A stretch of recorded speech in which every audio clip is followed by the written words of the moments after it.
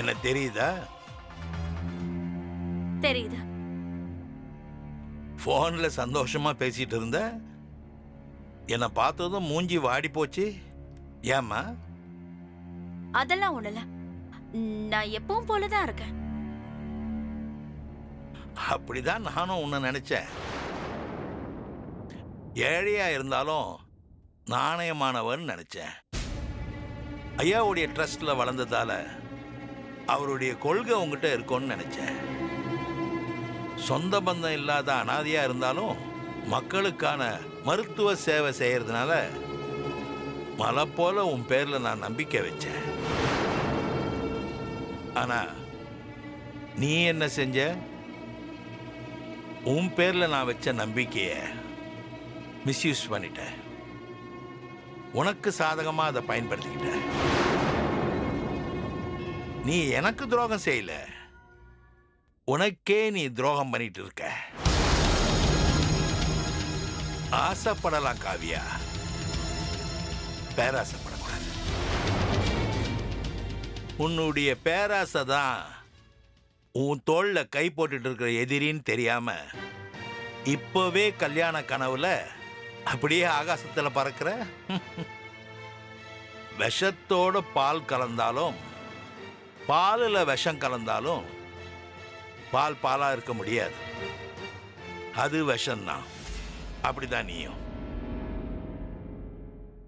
உன் மனச பால் மனசா நினைச்ச. அந்த அயோக்கிய டாக்டர் அருண் பேஷண்ட்டுங்களுடைய கிட்னியை திருவுறத கேள்விப்பட்டு நான் துடிச்சேன். என் வாழ்க்கையவே பொதுமக்களுக்காக அர்ப்பணிச்சவன்னா, ஐயாவுடைய கொள்கைகளை மக்கள்கிட்ட பேசி விழிப்புணர்ச்சியை ஏற்படுத்துறவன்னா, அப்படி மக்கள் நலனுக்காக வாழ்றவன் நான். அதே மக்களை டாக்டர்ன்ற பேர்ல அவங்க அவயங்களை அருண் திருடினதை தெரிஞ்சு நான் கொதிச்சேன்.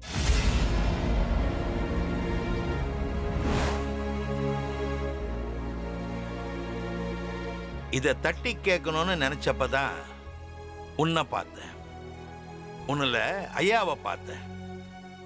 இந்த வேலையை நீயே செய்யின்னு அதுக்கான ஆதாரங்களையும் உன்கிட்டயே கொடுத்து, இது விஷயமா நீ தான் ஸ்டெப் எடுக்கணும், முதல்ல அந்த டாக்டருக்கு அதை புரியவை, அவன் ஏத்துக்கலன்னா உள்ள வைன்னு சொல்லிட்டு உங்ககிட்ட அந்த ஃபைலை கொடுத்துட்டு போனேன். மலை போல உன் பேர்ல நம்பிக்கை வச்சதுனால தலைவன் வழியே தொண்டன் வழின்ற சித்தாந்தத்துல முழுக்க முழுக்க உன்னை நம்பி அருணுக்கு எதிரான ஆதாரங்களை உங்ககிட்ட கொடுத்துட்டு போனேன். என்ன ஆச்சு? திருடன் கிட்டே சாவி கொத்து கொடுத்த கதை மாதிரி ஆயிடுச்சு. நான் தூங்கிட்டேன், நீ முழிச்சுக்கிட்ட. இடையில முழிச்சேன். டாக்டர் அருண் பேர்ல நீ ஏதாவது ஸ்டெப் எடுத்திருக்கிறியான்னு ஹாஸ்பிட்டலுக்கே வந்தேன். டாக்டர் அருண் பேர்ல காவியா கோர்ட்ல கேஸ் போட்டிருக்கான்னு அங்க ஒரு டாக்டர் சொன்னார்.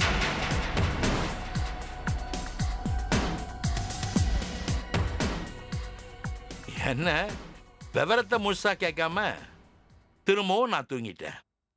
நீ ஒட்டு மொத்தமா எல்லாத்தையுமே சுருட்ட முடிவு பண்ணிட்ட. அருண் புருஷன் ஆக போறான், சத்தியமூர்த்தி மாமனார் ஆக போறாரு. அந்த ஹாஸ்பிட்டலு, சத்தியமூர்த்தியுடைய பங்களா, காரு, அவன் ஊட்டியில வாங்கி போட்டிருக்கான எஸ்டேட்டுன்னு, இப்படி ஏகப்பட்ட சொத்துக்கும் மருமகன்ற பேர்ல நீ மகாராணி ஆக போற. அதுவும் நான் உன்கிட்ட கொடுத்த அந்த ஃபைல்னால. அந்த ஃபைலை வச்சு சத்தியமூர்த்தியை நீ மிரட்டியிருக்க. ஹாஸ்பிட்டலையே உன் பேர்ல எழுதி வைக்க சொல்லி பிளாக்மெயில் பண்ணியிருக்க.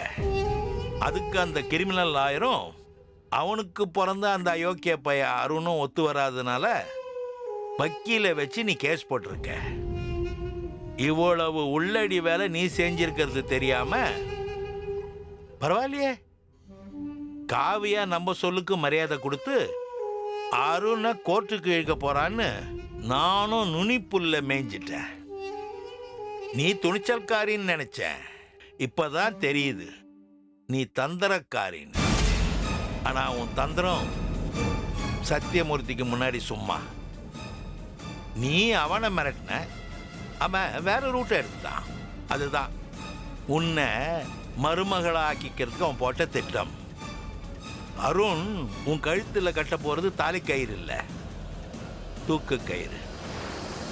இனிமே உன் கதை முடிஞ்சது. உன்னை பத்தி பேசி இனிமே பிரயோஜனம் இல்லை. உனக்கு நீயே குழி தோண்டிட்டு இருக்க. எனக்கு நீ செஞ்ச துரோகத்துக்கு உனக்கு நீயே தண்டனை கொடுத்துக்க போற. நீ எப்படியோ போ. நான் உங்ககிட்ட கொடுத்த ஃபைலை திருப்பி கொடு.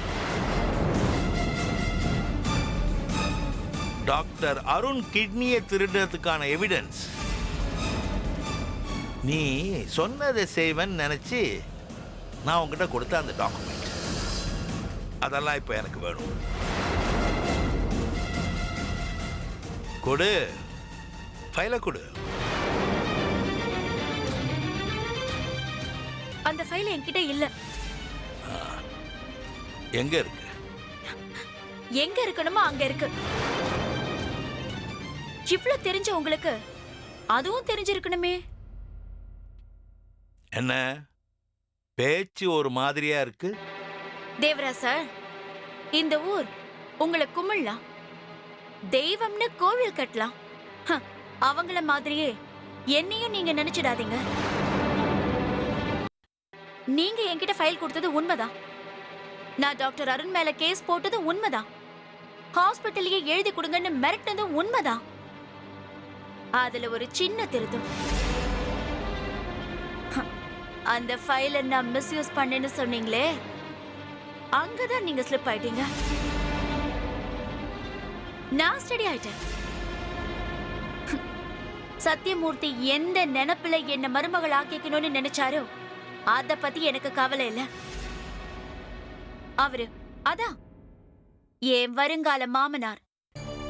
நீதாமா என் மருமகன்னு என் வீடு தேடி பழத்தட்டோட வந்தாரே, அப்பவும் நான் காவியாவா தான் இருந்தேன், காவியாவா தான் பேசினேன். உன் முடிவை சொல்லுன்னு அவர் போயிட்டாரு. நான் யோசிச்சேன். இப்ப நீங்க சொன்னீங்களே செகண்ட் ஆஃப் ஸ்டோரி, அதுவும் என் மனசுக்குள்ள ஓடுச்சு. யோசிச்சேன் யோசிச்சேன் ஒரு விஷயம் எனக்கு தெளிவா பட்டுச்சு.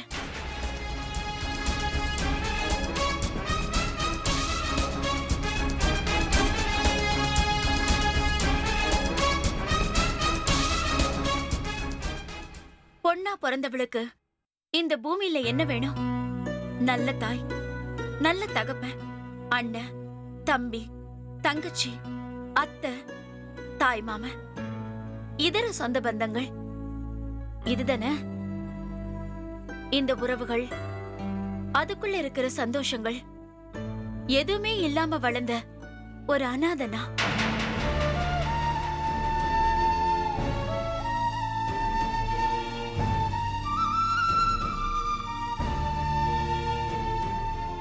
நான் படிச்சு வளர்ந்த ஆசிரமங்கிறது ஒரு பள்ளிக்கூடம். பள்ளிக்கூட படிப்பு முடிஞ்சு போச்சு. வெளியே வந்தனா திரும்பவும் அனாதையான. எல்லாருக்கும் குடும்பம் இருக்கு, நான் மட்டும் தனி மரமா நின்ன. ஆம்பளையா இருந்தா கவலைப்பட்டுட்டு இருக்க மாட்டேன். பொண்ணா பிறந்துட்டனே, அதுவும் அனாதையா. அந்த வலி அப்பதான் எனக்கு தெரிஞ்சது. எறும்பு கூட சார சாரையா போகுது, கீ கூட கூட்டமா முயக்குது, தேனி கூட கூட்டமா வருது, நாய் குட்டிக்கு பால் கொடுக்குது, பசு கண்ணுக்குட்டியோட கொஞ்சுது. ஆனா நான் எல்லாமே கண்ணால பார்த்தும் வேதனையை மட்டுமே சுமந்து தெரிஞ்சிட்டு இருக்கிற ஒரு அனாதை.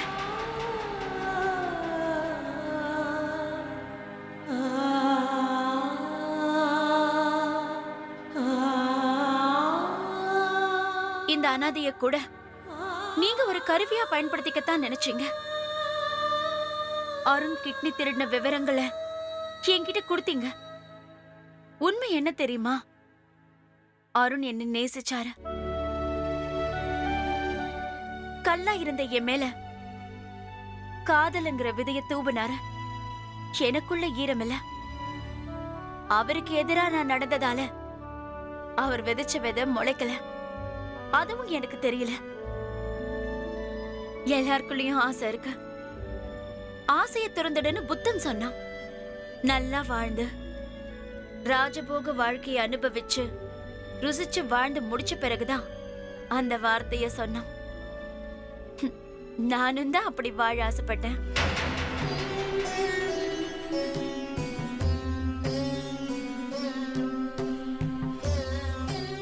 என்ன பேராசக்காரின்னு சொன்னீங்களே, அது தப்பு. ஹாஸ்பிட்டல்ல என் பேர்ல எழுதி கொடுங்கன்னு நான் கேட்டனே, அது பொது நலம். உங்க புள்ளைய எனக்கு கட்டி வைங்கன்னு நான் கேட்டிருந்தா அதுதான் சுயநலம். நீங்க சொன்ன அந்த பேராசை.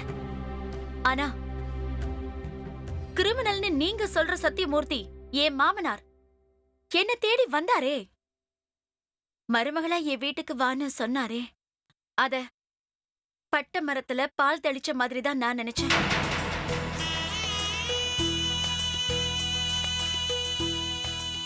உன்னை நேசிச்சு என் மகனை கட்டிக்கோன்னு சொன்னாரே, அந்த நிமிஷமே அனாதையா இருந்த காவியா, தன்னந்தனியா வாழ்ந்த இந்த காவியா, உறவுகள்னு சொல்லிக்க யாருமே இல்லாம தனிமரமா இருந்த காவியா வாழணும்னு ஆசைப்பட்டா. அதனாலதான் இந்த காவியா சம்மதிச்சா. அருண புருஷனா அடைய நான் கொடுத்து வச்சிருக்கணும். உங்க பார்வையில அவரு குற்றவாளியா இருக்கலாம். மத்தவங்க எல்லாருமே நல்லவங்கன்னு உங்களால சொல்ல முடியுமா? இல்ல நிரூபிக்கத்தான் முடியுமா?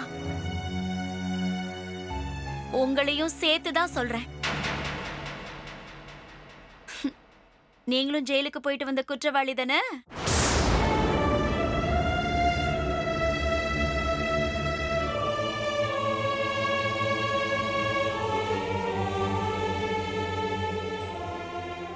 ஏய், முட்டாள்தனமா பேசிட்டு இருக்க. அணைய போற விளக்கு பிரகாசமா எரியும்னு சொல்லுவாங்க. அப்படிதான் உன் நிலைமையும், உன் பேச்சும் அப்படிதான் இருக்கு. சுய அறிவோட கொஞ்சம் யோசி.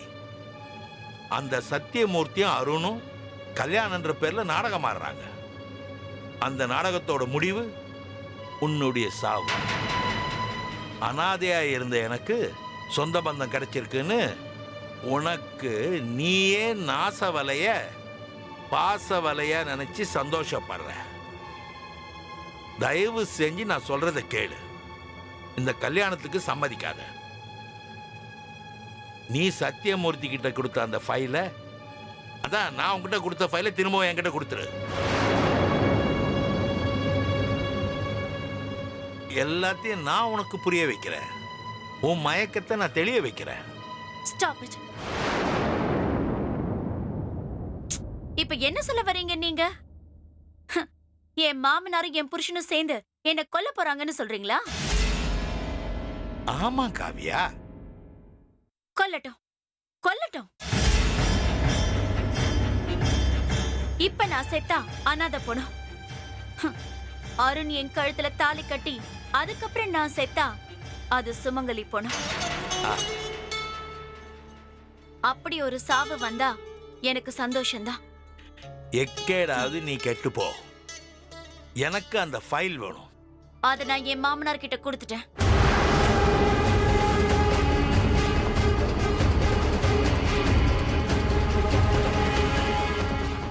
உன் பேர்ல எனக்கு நம்பிக்கை இல்லை. இவ்வளவு தூரம் பேசுற நீ ஃபைல இவ்வளவு சுலபமா கொடுத்துட்டேன்னு சொன்னது ஆச்சரியமா இருக்கு. நீ கொடுத்தது நகலா இல்ல ஒரிஜினலா?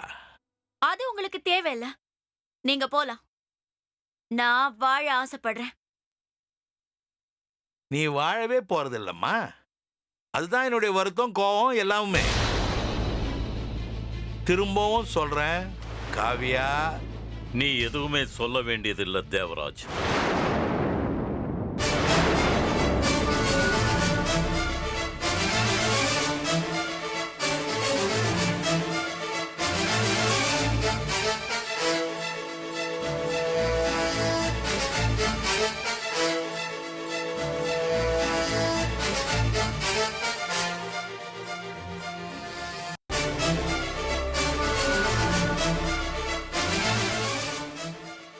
காவ்யா, நீ உள்ள போம்மா.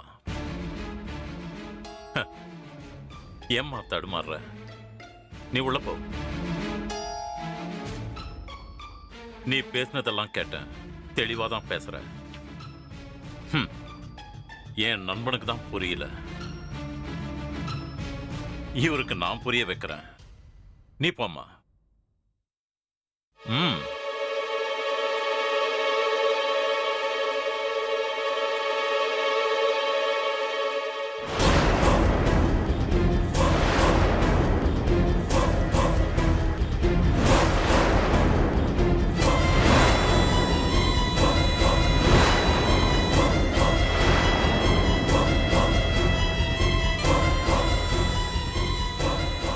தேவராஜ், திரும்ப திரும்ப நீ ஏன் என்கிட்ட தோத்துக்கிட்டே இருக்க? மூர்த்தி. மூர்த்தி இல்ல, சத்தியமூர்த்தி. அப்போ நான் தேவராஜன். இன்னைக்கு நண்பர்கள் தினம் நினைக்கிறேன். ரொம்ப நாள் கழிச்சு உன்னை பார்க்கறேன் இல்லையா? உன் வீட்டு கேலண்டர்ல எதிரிகள் தினம்னு எதுவும் இல்லையா? அடங்கு தேவராஜ், அடங்கு. அதைத்தான் நான் உனக்கு சொல்றேன். தேவா, படிக்கும்போது மட்டும்தான் நீ என்னோட நண்பன். இப்போ நான் வாழ்ற வாழ்க்கைக்கு நீ எனக்கு நண்பன் கிடையாது. நீ எதிரி, என்னோட பரம எதிரி.